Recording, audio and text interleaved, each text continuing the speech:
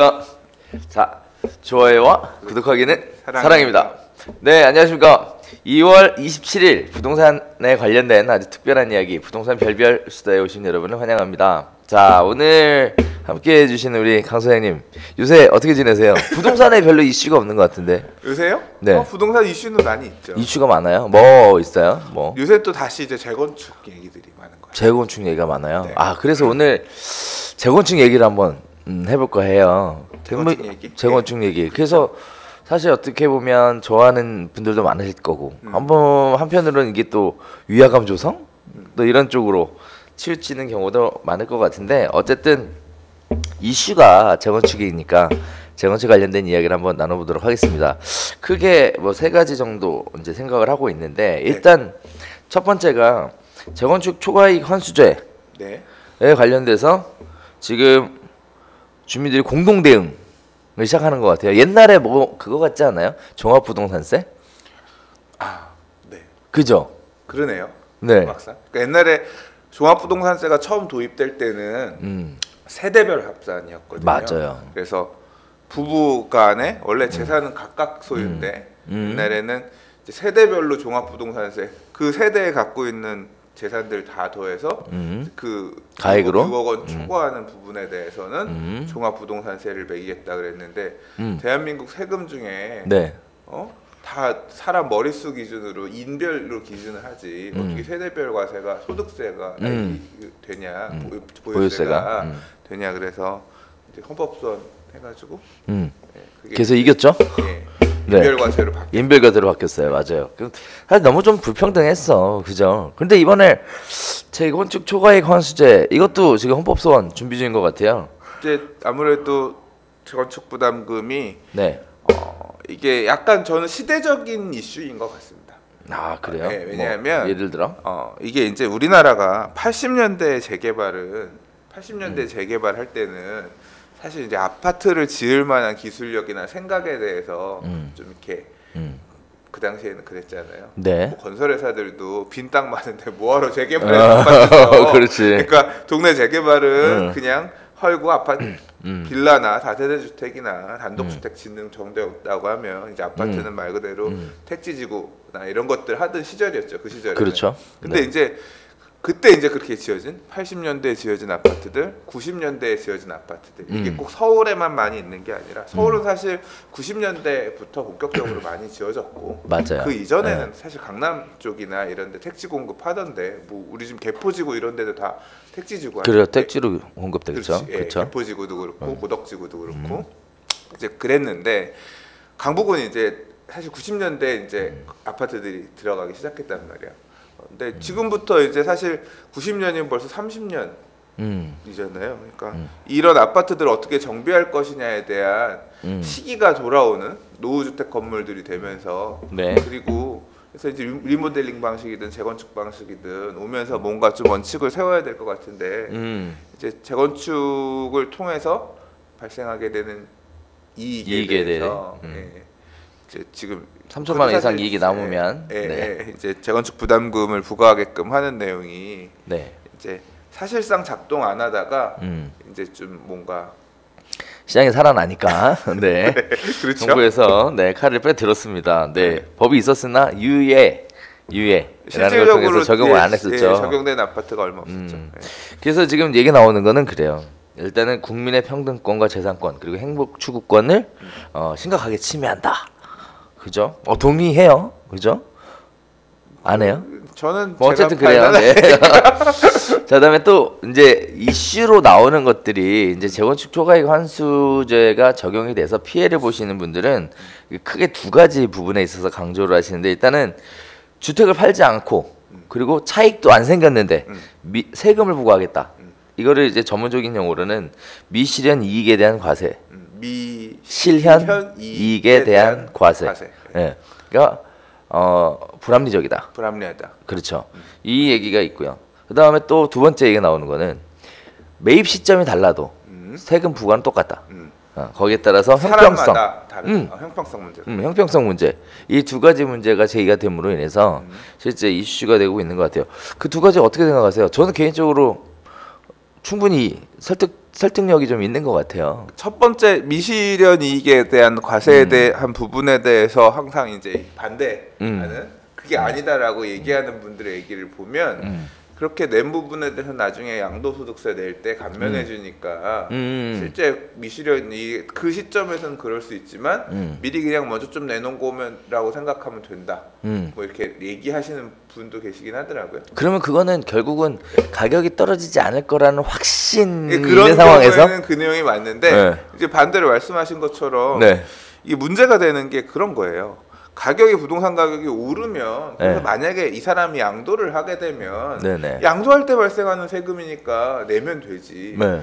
근데 양도를 나는 안 해? 안 할 거면 어. 억울한 거잖아요. 난 양도 안 할 그러네. 거야. 예를 들어서 네. 그러면 그 사람 입장에서 보면 억울한 거죠. 팔 사람은 그래 미실현 일에 대한 과세라고 보고 양도소득세에서 빼면 되는데 난 죽을 때까지 이 집에 살다 갈 거야 라고 하는 사람 입장에서는 나는 양도세를 안 내야 되는 사람인데 왜 내가 이걸 미리 내나요? 뭐 그런 논리는 되죠. 그렇죠. 그리고 또 한편으로는 그러니까 이게 지금 한남 연립 재건축 거기가 이제 아직 지금 그게 아직까지 마무리가 안 된 걸로 알고 있는데 거기가 이제 이 문제 가지고 소송하는 과정에서 부담금 정해지고 하는 내용이 있었던 내용을 좀 살펴봤거든요. 근데 이 부가 재건축 부담금 해서 부과하는 방식도 좀 문제가 있는 것 같아요. 그렇죠. 그러니까 조합 입장에서는 우리가 경기가 안 좋은 시에 재건축을 해서 실제로 이 가격에 수입이 잡히지 않았지만 용산구청에서 수입을 과도하게 봐서 그러니까 비싸게 팔았다고 생각해서 우리가 부담금을 더 많이 내야 됐다. 그래서 결국 이제 판결된 내용 보면 부담금 금액이 줄어들었거든요. 네네. 그렇게 수익을 잡으면 안 된다. 법원에서 규정을 해줘가지고 이제 그런 식으로 가격이 오를 수도 있고 떨어질 수도 있지만 항상 비싼 가격만 생각할 수는 없잖아요. 그렇죠. 네, 이제 네. 그렇게 해서 미리 많이 내놨는데 가격이 빠지는 그런 시점에서는 되게 억울한 사례들이 재건축 부담금 계산하는 시점에도 엄청 올랐는데 가격이 폭락해가지고 막 예를 들어 그러면 이제 그런 입장에서는 그렇죠. 되게 억울할 수도 있는 억울할 수도 있고, 있어요. 예. 근데 이제 사실 또 이런 것도 있네요. 우리가 미리 세금을 내놓는 경우들이 좀 있어요, 그죠? 그래서 대표적으로 직장 생활하시는 분들이 연말 소득공제 해서 13개월째 월급? 그건 돌려주잖아. 그건 어쨌거나 받는 돈이지만 이거는 받을 수 있는 돈이 아니잖아. 그렇죠. 네. 아니 그러니까 미리 내놓는 건 있다고. 그러면 돌려줘야 되네. 돌려주는 건 없어요. 내가 돌려줘야 돼요. 없어. 그래야 형평성에 맞는 거네. 그리고 두 번째가 뭐였죠? 매입 시점이 달라도 매입 시점. 네, 그것 세금이 다 일괄적으로. 근데 이게 그러니까 매입 시점이 누구는 비쌀 때 샀고 누구는 오래전에 사서 그렇지만 이걸 어떤 식으로 재건축 부담금을 똑같은 금액을 개별 조합원한테 다 분배해서 부담하게 되면 나는 못 내겠다. 나는 지금 비싸게 사서 이미 지금 손실인데 내가 왜 이 부담금을 똑같이 많이 남은 옆집 사람에 비해서 내가 똑같이 내야 되게 되냐 뭐 이제 그런 문제가 생기는 것도 실제로 조합에서 이걸 어떻게 해야 될지 어떻게 징수해야 될지에 대해서도 고민이 많다 이런 기사를 저도 읽은 것 같은데 이 근데 개발 부담금이라고 하는 민간 사업에서는 개발 부담금이라는 게 있잖아요. 그렇죠. 그러니까 이게 그런 식으로 좀 전에 얘기한 논리대로 접근을 해서 누구는 비싸게 샀고 누구는 싸게 샀고 해서 매입 단가들이 다 다르니 그렇게 재건축 초과액 부담금을 계산하는 게 말이 안 된다라고 설명되는 부분도 있는데요. 네. 한편으로 시선을 바꿔서 보면 재건축이 이익이 발생하는 이유는 뭐예요?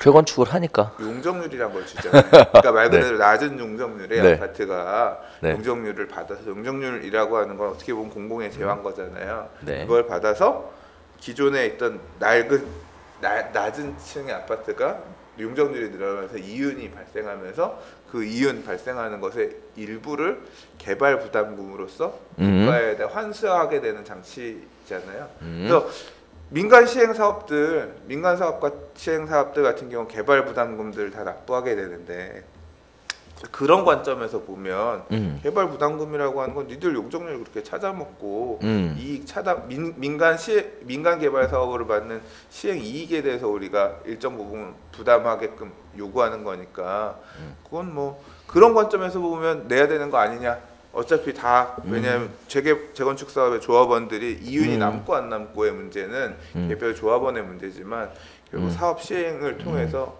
그런 개발 이익이 발생하는 건 사실이니까 그걸 조합에다 부담하겠다라고 하는 논리는 또 그런 측면에서 보면 또 설득력이 있는 것 같아요. 그렇죠. 양면이 네, 있는 네. 것 같아요. 맞아요. 네. 뭐 개인적으로 볼 때는 그 용적률이 상향이 돼서 개발 이익이 남으니까 거기에 대해서 조합에서 부담하라는 거죠. 네. 이게 결국 이 고민의 핵심은 결국 조합은 과연 이 부담금에 대해서 어떻게 안 분할 것이냐에 대한 문제인 거지 부담하는 것 자체에 대해서는 잘못됐다고 생각되지는 않는 것 같아요. 저는 부담금이 너무 크다고 생각해요. 그건 맞지. 그래서 네. 부담금이 현실적으로 너무 나는 아무것도 안 하고 그러니까 이게 징벌적 과세처럼 작동하라고 법을 만들어서 이 디자인을 해놓다 보니 많이 뺏어갈 수 있게끔 만들어놨잖아요. 그렇죠. 예, 그렇기 때문에 세율이 너무 과도하지 않나 싶어요. 그래서 참 달라지는 건 뭐냐면 내라면 내고 하지 말라면 안 하고 이게 아닌 것 같아요. 이제 사람들이 이제 적극적으로 자기 재산권을 지키기 위한 활동을 시작을 해서 결국은 헌법 소원 하겠다는 거잖아요. 잘못됐다. 그리고 또 그렇게까지 국토부에서 부담금으로 예상 시뮬레이션한 만큼 그렇게까지 또 나올 것 같지도 않아요. 사실 언제였죠? 대정부 질문할 때 그 나와서 막 뭐라고 얘기했더니 실명을 거론하기 좀 그렇고 했더니 산출 근거를 뽑아갖고 와라. 그랬더니 네 말 얼버무렸던. 네. 그리고 저 다른 네. 기사에서 어디선가 봤는데요. 네. 어떻게 해서 재건축 부담금이 8억 얼마가 시뮬레이션 돼서 나왔냐 했더니 지난 몇 년 오른 만큼 앞으로 몇 년 가격이 더 오를 오른다고 것이다. 생각하면 그 정도 나온다 뭐 이런 식으로 답변했다는 것 같더라고요. 그러니까 이제 그렇게 많이 뭐야? 부동산 가격이 많이 오를 거란 거야 뭐야? 맞아. 그래서 그것 때문에 그러니까 결국 뭐 국토부 장관님께서는 뭐 많이 오른다고 얘기하시는 거죠. 뭐 그렇게 그 답변을 국토부 장관이 했는지는 모르겠어요. 국토부 장관이 했어요. 그래요? 아무튼 그랬습니다. 자, 근데 이슈는 그거예요. 이슈는 사실 진짜 이야기를 나누고 싶었던 부분은 두 가지예요. 네. 하나는 이 지금 이슈가 되는 데가 초과이익 환수제 때문에 큰 피해를 보게 될 것으로 예상되고 있는 건 강남 재건축이란 말이죠. 일단 당장 재건축 사업이 이만큼 못 가져왔는데 작년까지 관리처분 계획 접수해서 빠져나간 데들은 이제 한수입을 놓고 있고 당장 우리도 사업해야 되는데 많이 이제 돈을 내야 되는 이 사람들 입장에서는 그렇죠. 다급하죠. 그런데 강남은 이해가 된단 말이에요. 네. 집가도 워낙에 많이 올랐고 네. 해서 지방에는 재건축이 예. 이번에 같이 참여했어요. 이 헌법 소원에. 네. 네. 네. 지방은 왜 참여했을까요? 결국 내 주머니에서 불필요한 돈이 나가는 거는 서울이든 지방이든 다 싫다 이런 거 아니겠어요? 아니 근데 지방도 그렇게 막 네. 3천만 원 이상 네. 올라가서 이익을 보는 데들이 있나? 그렇죠. 그거는 법이 일단 한번 이렇게 디자인 되게 되면 네. 계속 간다고 보면 그렇지 않나요? 제가 그 통계나 이런 것들 자료들 요새 이제 통계를 해석해 놓은 자료들 좀 보면 네. 지난 10여 년간 서울의 부동산 가격은 지금 뭐 한 20 물가 상승률이 10년간 20몇 %였는데 서울 수도권 부동산 가격이 15%, 16% 그 정도 그래도 올랐대요. 봤어요. 예. 네. 근데 부산은 오히려 네, 50%. 50%. 예. 네. 그러니까 물가 상승률에 비해서 부산은 2배가 올랐고. 그렇죠. 그러니까 2008년 이후부터 사실 6대 도시들이 서울보다 훨씬 많이 올랐다는 거예요. 서울은 지금 몇 년이 오른 거지 10년 전을 기준으로 놓고 보면 한 물가 상승률만큼도 못 올랐다 보는 시점에 따라서 이렇게 얘기하는 분이 계세요. 이게 뭐냐면 지금은 서울이 핫하고 서울 수도권이 핫하고 지방이 지금은 덜 핫하지만 텀이 이제 또 이렇게 서울이 상승세가 어느 시점 이후에 꺾이고 조정 장세가 오면 한동안 멈춰섰던 부산이나 아니면 다른 지방의 아파트들도 다시 불붙으면서 움직일 수도 있을 거 아니에요. 그렇죠. 그런 시점에는 그때를 위해서 미리 한다고? 아니 법이 한번 디자인되면 그게 바뀌기가 힘들잖아요. 그러니까 같이 참여를 해서 네. 당장 조합해서 만약에 조합원마다 1,000만 원씩이라도 부담을 하는 경우가 생긴다고 하면 내야 되는 건데. 네. 그래서 미리 아우 죄송합니다. 생동감 쩌는 방송이다. 이거 이런 대형 실수를 했네요. 네. 자, 그래서 그러면 지방도 앞으로 미칠 영향이기 때문에 미리 준비하는 것이다. 이렇게 보시는 것 같은데 다 지금 닥치지 않아서 그렇지 당장 내야 되는 어떤 그런 시점에 온 재건축 추진 단지들이라고 하면 다 참여하고 싶은 마음이 있지 않을까요? 한편으로는 그래서 얘기 나누고 싶은 두 번째는 그거예요. 어쨌든 누군가가 먼저 가서 깃발 꽂고 얻어내면 나머지는 다 적용받는 거 아닌가요? 그런가요? 네. 가만히 있으면 되지 않나? 그러니까 결과 나오는 거에 네. 따라서 이제 네. 법이 바뀌게 되면 네네. 이제 그것에 따라서 바뀐 법에 적용을 받기 때문에 괜찮다. 아니 괜찮다는 게 아니라 나는 대로 안 뛰어도 된다. 나는 안 뭐, 뛰어도 된다. 나는 근데 플레이가 안 그러면 돼도 그럴 된다. 수도 있겠다. 원래 이제 이런 내용들이 경과 규정이라는 게 있잖아요. 네네. 그래서 소송에 참여한 사람들은 이제 그 내용에 따라서 판결이 나오게 되면 혜택을 받고 보통 그러면 이제 그런 판결이 있고 나면 그 이후에 법을 개정하잖아요. 네네. 그리고 그 법을 개정하면서 보통 경과 규정을 둬서 부칙에 보통 보면 뭐 이렇게 변경된 규정이 적용되는 조합은 뭐 언제 이후 법 변경되고 나서 언제 이후 뭐 조합 설립 인가를 신청하는 조합부터 한다 뭐 이런 식으로 부칙이 붙으니까 맞아. 지금 추진하는 맞다. 데들은 이미 거의 맞다. 목까지 와서 당장 내야 되는 어떤 그런 있는 다급함 데들이 참여하는 때문에. 것 같고 그러지 않을까 싶은 생각이 드네요. 경과 규정에 따라서 맞아요. 그럴 그래서 수도 판결이 법이 바뀌면서 그대로 적용이 또 안 되니까 개정을 하려면 시간이 걸리니까. 그렇죠. 그래서 그러는 가능성도 참 있겠네요. 그래서 일단은 정리해 보면 그렇습니다. 일단은 그 재건축 초과이익 환수제가 시행이 된 게 2017년 12월 30일 기준으로 해서 이제 2018년에 시행이 됐죠. 거기에 따라서 헌법 소원을 하려면 기본권 침해 사실 인지 후 90일 내에 헌법 소원을 해야 된다고 해요. 그러면 그게 3월 말까지네요, 결국은. 그래서 지금 재건축 초과이익 환수제하고 그리고 헌법 소원을 청구할 수 있는 시기하고 그 다음에 재건축 추진 속도에 따라서 각 조합마다 차이점하고 복잡한 이해관계가 얽혀서 지금 그런 것까지는 몰랐어. 그런 이유가 있구나. 네, 그래서 네. 지금 막 이제 3월 말까지 하는 거네요. 그렇죠. 그리고 벌써 1차는 들어갔대요. 네. 들어갔고 3월 중순에 2차 청구서를 제출을 할 계획이라고 해요. 개인적으로 볼 때는 뭐 자기의 어떤 권리를 찾기 위해서 적극적인 활동을 하는 거에 대해서는 뭐 나쁘지 않다고 생각을 합니다. 뭐 우리 피해보면 또 못 살잖아, 또 억울해서. 그죠? 네. 자, 이렇게 해서 재건축 초과이익 환수제에 관련된 이야기를 한번 해봤고요. 그다음에 오늘 또 재건축도 이슈예요. 안전진단 기준 강화. 네. 그죠? 그래서 행정예고가 됐어요. 그래서 3월 10일 시행하는 걸로. 3월 10일 시행이 아니라 그때까지 예고. 새 안전진단 기준이 네. 3월 10일 날 시행하는 걸로 네. 이렇게 얘기가 되는 것 같아요. 네. 그래서 용역 계약을 끝내면 강화된 안전진단 적용을 받지 않는다. 그러니까 3월 10일 이전에 강화된 안전진단 적용을 받지 않으려면 뭘 해야 되냐? 용역 계약을 끝내야 한다. 결국 이 얘기가 되는 거거든요. 이 기사마다 달라요.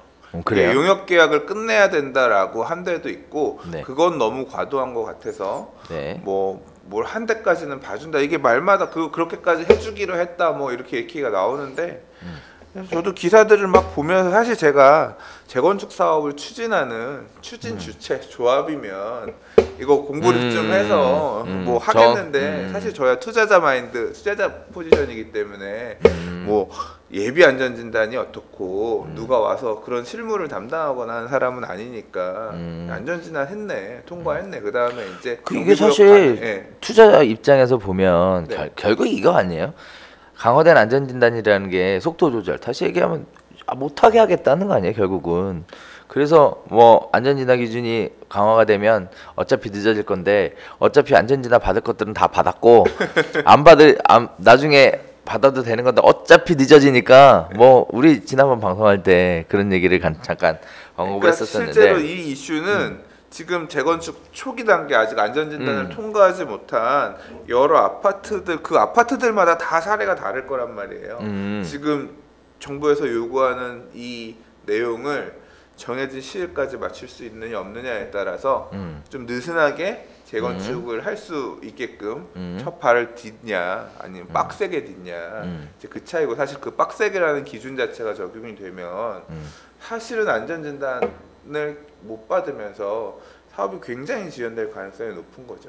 그렇죠. 네, 그게 이제 그 결판이 조만간 날 거 아니에요. 그렇죠. 그리고 사실 매수를 고려하고 있는 분들 입장에서도 이미 이 얘기가 나왔기 때문에 지금 가서 매수를 덜컥 결정하지는 못해요. 자, 여기서 네. 퀴즈 하나. 네.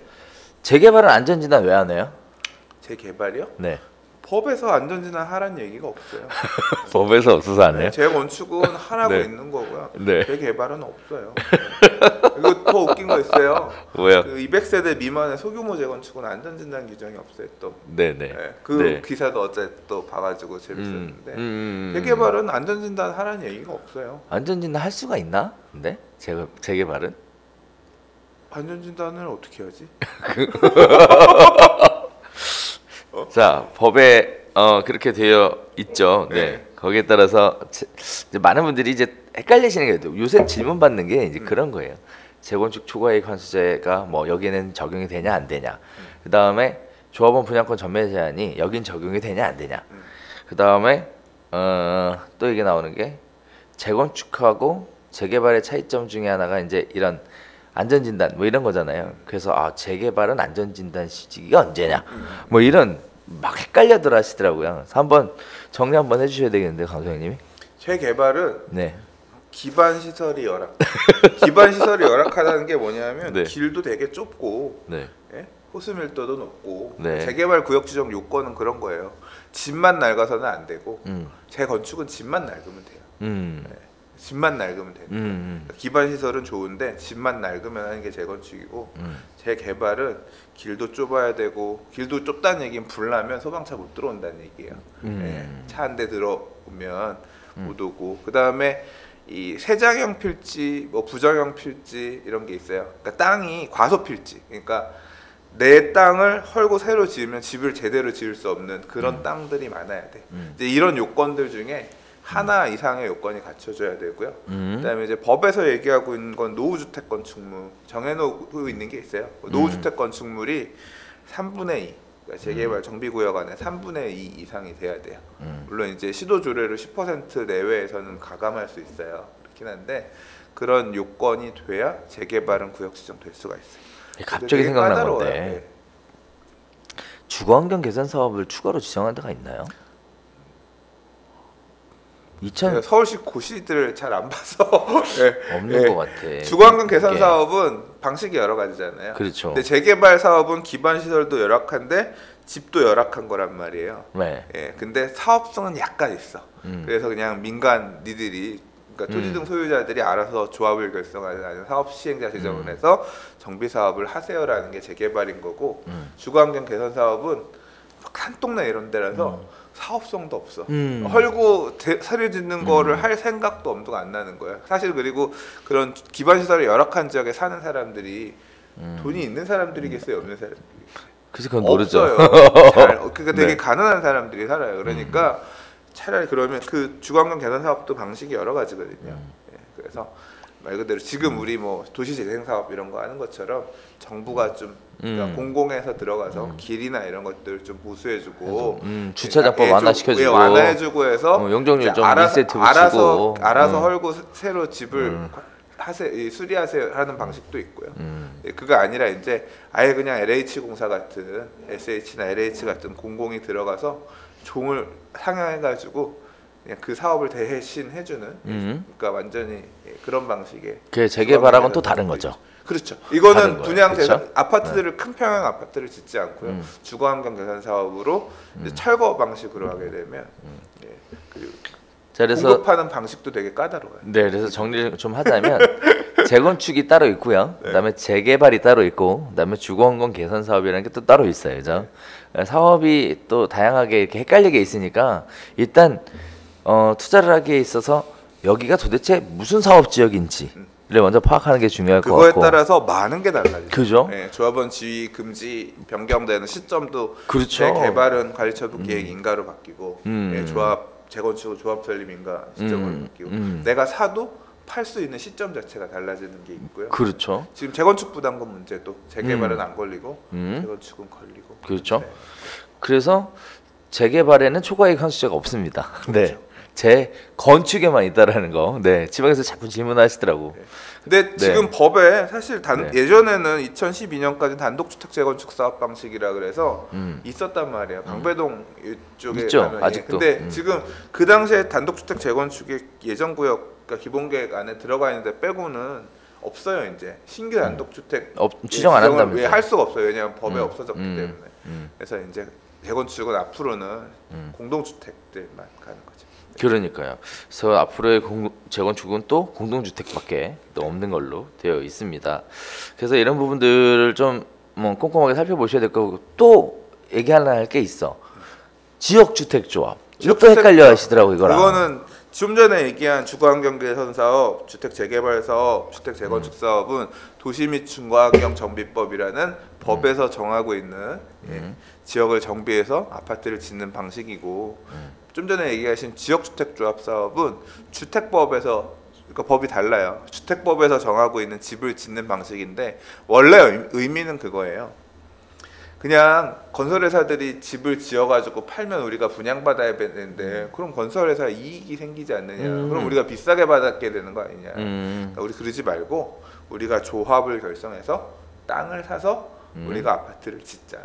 어떻게 짓냐? 그 옛날에 주택건설촉진법에 그렇게 하라는, 직장에서 직장 동료들끼리 돈을 모아서 조합을 결성해서 땅을 사서 집을 지으세요. 뭐 직장 주택조합. 그다음에 어느 동네 어느 지역에 같이 사는 사람들끼리 조합을 결성해서 만들자 해서 지역주택조합. 이제 주로 이제 지역주택조합이 많이 알려져 있는데, 이제 옛날에는 서울 안에도 빈 땅이 많았죠. 그러니까 그 빈 땅을 그런 식으로 사서 이제 지역주택조합 사업 방식으로 해서 우리가 땅을 사가지고 우리가 집을 건설해서 어디서 지을지 정해가지고 하면 되니까 이제 그렇게 지어왔는데, 지금 서울시 안에서는 이게 좀 변질됐죠. 땅이 없으니까 집을 갖고 있던 사람이 집을 지역주택조합에다 팔고 그러면 이제 무주택자나 1주택자가 되잖아요. 내가 그 조합에 다시 가입해서 조합원이 되는 형태로 가죠.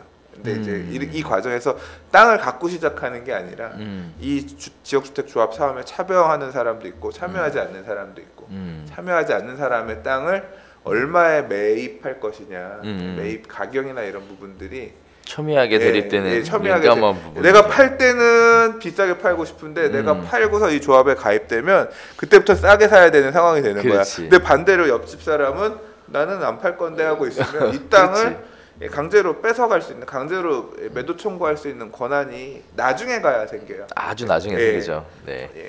그래서 사업 방식이 이렇게 달라요. 그러다 보니까 그건 재개발이 아니에요. 완전히 다른 사업 방식. 그러다 보니까 이제 다들 보시면 여기 뭐 동네가 비슷하네. 그러니까 여기 당연히 뭐 재건축이겠네. 뭐 재개발이겠네.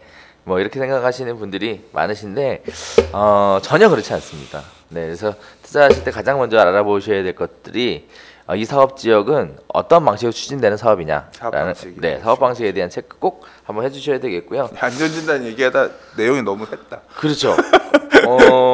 안전진단 얘기하다가 재건축도 안전진단을 받아야 되냐고. 네. 그 얘기들이 재개발도 안전진단을 받아야 되냐. 재개발도 참 죄송합니다. 재개발도 안전진단을 받아야 되냐고. 네. 그래서 핵심은 그거 같아요. 뭐 일단은 공공에서 안전진단 하는 데 있어서 개입하겠다라는 게 하나고, 그렇죠. 하나는 예전에는 그냥 어떻게 보면 형식적으로 안전진단 내주는 뭐 그런 뉘앙스였다고 하면 앞으로는 구조 안전을 더 중시하겠다. 근데 굳이 공공에서 내 아파트 주민들이 우리 아파트 재건축하겠다는데 굳이 그걸 공공에서 뭐 재건축하지 마라. 뭐 기준 요건에 넘어가야만 해야 된다. 라고 하는 이유가 있어요? 일단은 저는 제가 심정적으로는 그러니까 그냥 이거는 저의 철학이에요. 저의 철학으로는 정부가 그런 식으로 민간의 행위에 개입하는 것에 대해서 저는 반대하는 입장이에요. 그냥 집이 멀쩡한 집이라도 토지등 소유자 집주인들이 나는 그냥 내가 돈 내서 그냥 나 헐고 새로 지을래라고 하면 해줘도 된다고 생각해요. 왜냐하면 그 돈 지들이 내는 거니까 그 사업으로 이익이 남든 손해가 남든 그 사람들이 알아서 할 거니까. 그렇죠. 멀쩡한 집을 부수고 새로 짓는 것도 민간이 결정할 수 있어야 된다고 저는 개인적으로 생각하는 사람이에요. 그냥 제 생각은 그런 건데 일단 정부는 그게 지금 이런 발표하는 내용에 보면 자원 낭비다. 자원 낭비. 멀쩡한 집을 그렇게 부수고 새로 짓는 과정에서는 자원 낭비이기도 하고 그리고 이제 경제 발전에 도움되는 거 아니에요? 아니야. 그리고 이제 사실 어떤 부분이 있냐면 정비 사업 이런 재건축 사업 같은 경우 조합 설립하는 요건이 동별로 2분의 1, 그다음 전체 조합원의 4분의 3의 동의가 있으면 조합을 설립할 수 있잖아요. 네. 그러면 이런 재건축 사업에 반대하는 조합원들이 있어요. 있죠. 20%든 네. 동별로는 50%든 그 사람들의 재산권이 침해가 되는 부분이 있다. 라고 여기서는 사실 정부에서 얘기를 해요. 그러니까 그 멀쩡한 집을 헐고 부수는 거에 대해 그렇기 때문에 그런 사람들의 목소리도 대변해 줘야 되기 때문에 예, 재건축 안전진단에 강화를 하는 부분에 있어서 당위성이 선다 뭐 이제 이런 식으로 설명을 하기는 하거든요. 네. 사실 뭐 그런 부분을 고려하면 그러니까 만약에 이제 아까 얘기한 제가 말씀드린 것처럼 멀쩡한 집을 부수고 새로 짓는다 이런 경우에는 동의가 100% 다 돼야겠죠. 그게 이제 어떤 시장 논리라고 저는 생각은 하고요. 지금 그럼 정부는 왜 이런 식으로 갑자기 안전진단의 기준 자체를 되게 강화하겠다라고 얘기하느냐. 그렇죠. 결국 부동산 가격을 잡으려는 거죠. 그러니까 말은 밖에서 하고 말은 그런 뭐 재산권 침해, 소수 의견자의 재산권 침해를 방지하고 그다음에 자원에 대해서 낭비가 되는 걸 막고 이런 거는 그 구조 안전하기 때문에 고쳐 쓰는 게 차라리 더 훨씬 더 낭비를 줄이는 거다. 헐고 새로 짓는 거보다 배관이나 이런 것 좀 보수해 가면서 쓰시는 게 훨씬 더 자원 낭비를 막는 겁니다라고 얘기는 하지만 그 이면에는 재건축 통해서 그 동네의 집값이 불안해지거나 사실 또 사람들이 재건축이 되면 자산 가치가 올라갈 것 같으니까 지금 무리해서라도 비싸게라도 투자해가면서 매수하려고 가니까 그 매수하려고 하는 수요를 억제하기 위해서 이면에서 하고자 하는 말은 그건 거죠. 빨리 안 해줄 거니까 사지 마. 살 생각하지 마. 이제 이 얘기가 사실은 밑에 깔려 있는 핵심인 거죠. 사실 이 부분도 살펴보면 이렇게 정의 내릴 수 있을 것 같아요. 결국은 재건축이나 재개발 같은 경우에는 절차법에 의해서 사업이 진행되는 속도가 가격에 영향을 미친다.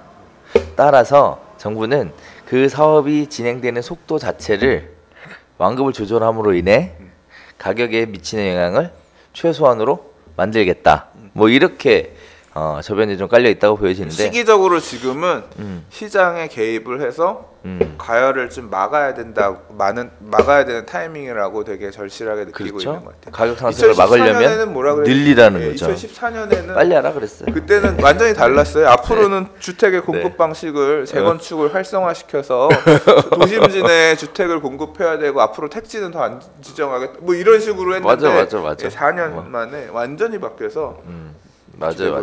그러니까 완전히 오락가락이야. 이럴 때는 저러고 그때는 그때고 지금은 지금이다. 뭐 거의 이런 식이야. 그러니까 말이에요. 자, 그래서 정책적 신뢰가 떨어지고 있는 것도 사실이죠. 그 제가 그렇다니까요. 믿을 수가 없어. 서울시장이 과거에는 여기 뉴타운 할 거니까 하겠습니다. 공약을 내세워서 해서 막 뉴타운 후보지 받았단 말이에요. 하다가 보니까 이게 뉴타운 사업의 부작용들이 조금씩 나타나기 시작하니까 그때는 그때고 지금은 지금이다. 앞으로 안 하려고 이렇게 딱 말 바꾸고 이게 아무튼 아니 그렇게 얘기하면 그래서 나는 그게 되게 보수적으로 접근해야 되는 게 맞는 거야. 근데 이게 이때 시청자분들도 보면은 두 종류인 것 같아요. 일단 우리처럼 조금 오래되신 분들은 이제 그렇게 좀 휘둘림을 당해봤잖아요. 그러다 보니까 이게 뭐 사실 나쁘게 얘기하면 뭐 그런가 보다 하는데 어떤 이제 시장 처음 참여하시는 분들 입장에서는 되게 올라서 막 이게 장난 아니거든 지금. 막막하지. 네. 그래서 그런 부분이 있는 것 같아요. 그러니 한 30년쯤 초탈하신 분들은 더 대단하실 것 같아요. 그렇죠? 네.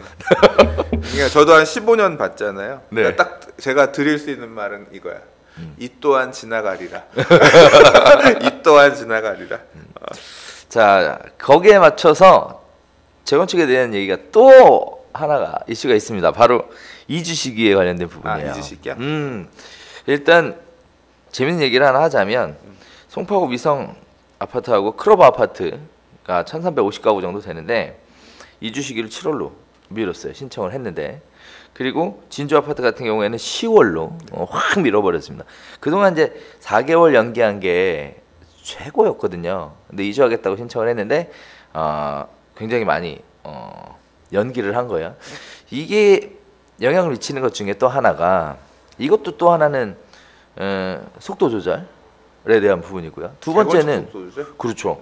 그리고 또 하나는 서울시가 이번에는 재건축에 또 개입을 해요. 국토교통부뿐만 아니라. 그게 아니라 저는 사실 저도 그 어제 기사를 보면서 이제 보면서 서울시에서 이주 그 무슨 위원회 이름이 있던데. 예, 그러니까 서울시가 이주 시기를 조정하게끔 하는 그 위원회가 있어서 거기서 그렇게 결정했다고 하더라고요. 근데 이게 왜 진주랑 미성 크로마가 밀렸냐? 왜 밀렸는지 아세요? 몰라요. 예, 개포 1단지 때문에 밀렸어요. 개포 1단지가 6천 몇백 세대 그래요. 개포 1단지가 작년에 여기 지금 잠실보다 먼저 관리처분 계획인가 접수를 했어요. 그래서 이주 시기가 더 빨라요.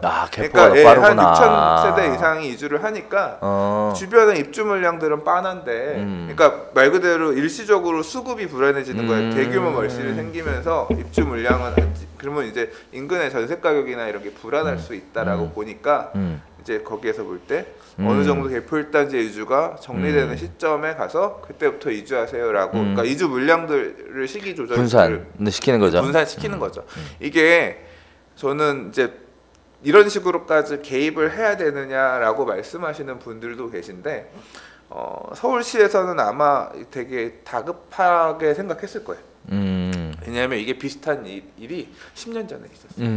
10년 전에 기억해 보시면 2008년도에 서울시 대부분의 뉴타운 재개발들이 다 이주를 시작했거든요. 기억하세요? 기억나요. 네, 왜 그랬냐면 그때는 이제 민간 택지에 분양가 상한제 적용한다 그래서 2006년 아마 11월 겁니다. 그때까지 사업시행인가 접수한 단지들은 분양가 상한제에서 배제시켜주고 그 이후에 사업시행인가 접수한 단지들은 분양가 상한제가 적용이 된다 그래가지고 막 갑자기 2006년에 사업시행인가 받은 단지가 2007년에 관리처분 계획인가 수립해서 인가 받고 2008년에 이주를 봄에 다시 시작했어요. 그랬더니 어떻게 돼요? 강북에 주택들이 다 멸실이야. 그러니까 인근 지역의 빌라들 막 매매가도 폭등하고 전세가도 폭등하고 막 그랬던 시절이 있었어요. 그래서 그게 되게 잘못됐다라는 것을 아마 그때 알았을 거예요. 그래서 아마 정부가 알고 과거를 통해서 그렇게 불안하고 하는 것 자체가 시장에 꽤 큰 영향을 끼칠 거란 거를 알기 때문에 그래서 이제 이주 시기들을 좀 개입을 해서 이렇게 좀 시기 자체를 분산해 가면서 임대 시장이 불안하지 않게끔 유도를 해야 되겠다라고 판단을 했을 거라고 생각하고 그래서 이번에도 이런 정책적인 대응을 하지 않았나, 선제적 대응을 하지 않았나 싶어요. 그래서 이제 궁금한 게 그거예요. 개포 1차하고 이 송파 미성하고 크로바하고 거리가 그렇게 가까워요? 가까워요. 그래요? 멀지 않아요. 그러니까 뭐 멀다고 하면 멀지 않을 수 있는데 세대수에 비해 밀린 게 왜 그러냐면 사실 이제 그 중간에 보면 딱 개포 1단지랑 그 다음에 미성 크로바 사이에 딱 중간에 뭐가 있냐면 가락시형 아파트 헬리오시티가 있어요. 헬리오시티가 거의 만세대거든요. 그러니까 가락시형 사실 그리고 개포 1단지는 평수가 작단 말이에요. 작죠. 네, 맞아요. 그 수요는 아닌데 일단 그거 어느 정도 끝나고 나면 아마 이제 그 송파권역에도 송파는 올해 10,000세대 이상 입주 물량이 있어요. 1,500세대인가 그렇거든요. 그 중에 이제 대부분이 가락시형이지. 근데 이제 이사 오거나 이렇게 이쪽에서 공급이 채워주면 이주 물량들, 멸실 물량들이 수요로서 이렇게 적용하면서 조금 전세가 안정이 되지 않을까 싶어서 그렇게 한 것 같아요. 뭐 어쨌든 좋습니다. 네, 이주 시기가 조정됐다라는 게 긍정적인 측면에 있어서는 실수요자들의 전세 시장이 크게 동요하는 것을 조절해 보겠다. 전세 가격 조정을 하기 위한 서울시의 선제적 대응이다. 그 라고 하는 장점을 가지고 있고요. 또 단점이라고 이제 제기하시는 부분들은 이제 관이 또 개입해서 재건축에 대해 직접적으로 또 뭐 흔들려고 하는 거 아니냐라는 얘기가 팽팽하게 맞서는 것 같습니다만 어느 쪽 논리가 맞든지 간에 어쨌든 이주 시기를 조정을 해서 어떤 실수요자들의 전세 살림살이를 좀 안정화시키는 것 자체는 나쁘진 않은 것 같습니다. 네, 방향 자체는. 그런데 아직도 고민이네. 개포하고 송파 그렇게 가깝단 말이죠. 네. 아니, 네. 아니 그냥 그렇게 가깝진 않아요. 아, 조심해. 조심. 자, 오늘 재건축에 관련된 얘기는 이렇게 크게 세 가지 한번 이야기 나눠봤습니다. 일단 첫 번째가 재건축 초과이익 환수제, 두 번째가 새 안전진단 기준에 대한 적용, 그리고 마지막으로 세 번째가 이주 시기에 대한 조정이라는 재건축 핫 이슈 세 가지 한번 나눠봤는데요. 재밌었던 것 같아요, 나름대로. 사실 재건축 이슈가 하나 더 있었는데 너무 늘어져서. 아, 그렇군요. 나중에 뭐였어요? 이제 사실 강남 재건축 아파트 대장이라고 할 수 있는 애가 이제 움직이는 얘기가 본격적으로 나왔거든요. 아, 그래요? 네, 아, 압구정 아저씨들? 지구단위계 중에서 사실 압구정 3구역이라고 제일 메인에 제일 좋은 위치 있거든요. 거기가 이번에 추진 위원장? 네, 아무튼 그 선거가 있었는데 그 중에서 얘기가 나온 게 1대1 재건축 그리고 지금 있는 자리에 그대로 짓고 그러면서 1대1 재건축하면서 재건축 부담금도 최소화하겠다. 뭐 이제 이런 내용을 가지고 통합 재건축 추진하는 게 이제 첫 발을 공식적으로라기보다 이제 좀 행보가 보이기 시작했거든요. 그래서 사실 그 이슈도 되게 재밌을 다음 주엔 그럼 압구정도 한번 갔다 와가지고 해야 되겠네. 이렇게 아직 뭐 그래요. 지금 네네. 상황에서는 좀 네. 그렇지만 아무튼 그 이슈도 되게 재밌습니다. 알겠습니다. 네. 자, 오늘 준비한 내용 여기서 인사드리도록 하겠습니다. 저희 별별수와 함께 여러분의 부동산 상식도 한층 높아지시는 그런 기회가 되셨으면 좋겠고요. 저희도 준비하면서 옛날 기억도 되살리고 그리고 공부도 조금씩 하고 하면서 같이 서로에게 도움되는 방송 만들어 갔으면 좋겠습니다. 자, 오늘은 여기서 인사드리겠고요. 저희는 다음 주에 다시 인사드리도록 하겠습니다. 감사합니다.